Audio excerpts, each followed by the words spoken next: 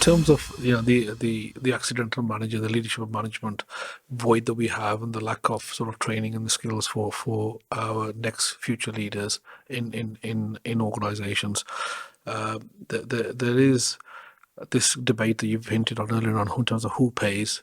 Who should bear the responsibility, particularly when you're talking about larger organisations who are tapping into the levy and potentially looking at the levy as a way to train their sort of leaders and higher level executives, badging them through an MBA program as well linked to a university. The fact that that's probably not the most effective use of those funds from a country perspective. It might be for the individual organisations. And I'm not trying to point fingers here to any particular organisation or generally, but what's your general thoughts in terms of investment in those higher qualifications?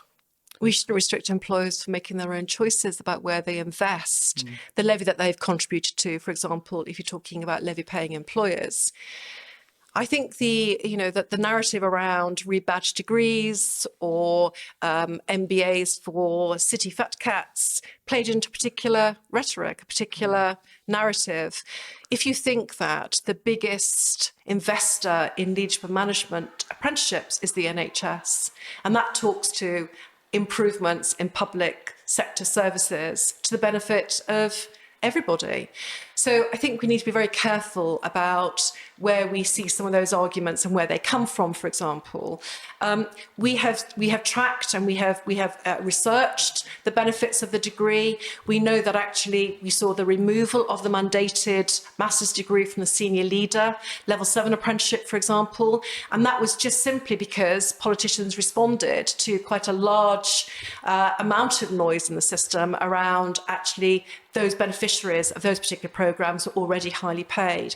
But leadership management, we know, can make a difference in terms of recruitment practices, in terms of workplace efficiencies and workplace practices more generally, being supportive of talent supply and talent development. So we would argue that there is a role for leadership management at every level.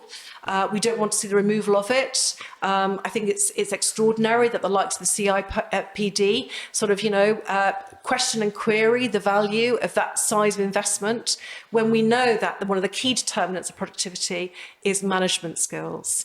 So it doesn't make much sense. We've seen, lots of oppositions to growth in those particular sectors where traditionally they are high income jobs, but actually we talk about that in the context of a programme that is supporting progression in and through work into those high-paying careers.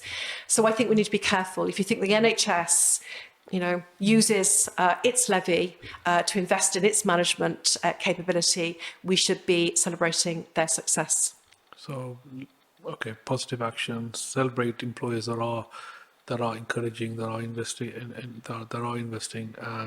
and give them more freedom, more flexibility to do so. Well, they've got the freedom and flexibility inherent in the apprenticeship levy. I think where we sometimes come unstuck is that, we do see large volumes in particular occupations, particularly around leadership management, charge of manager, senior leader, accountancy, tax professional, for example. But clearly that's where employers want to invest their levy in terms of existing workforce, but also people coming newly into the business. I think we need to be sort of, clear that there are benefits to investment of that type. And why would you want to remove that choice from an employer-led programme? Employers are making those choices every day. And we see the benefits in terms of better public sector services, better efficiencies in terms of public sector investment. We've often sort of, been subject to a discourse that talks about the apprenticeship being sort of, wasted funds, for example. But the apprenticeship levy was always intended to raise enough funds to fund those non-levy paying employer programmes. It's not a failed experiment from a UVAT perspective, because we've seen a rise in the engagement of public sector organisations like NHS Hospital Trust, for example, in every police force, in the talent supply within their own workplaces. So we celebrate those successes. Canny Conversation Podcast Series 5 by Safaraz Ali.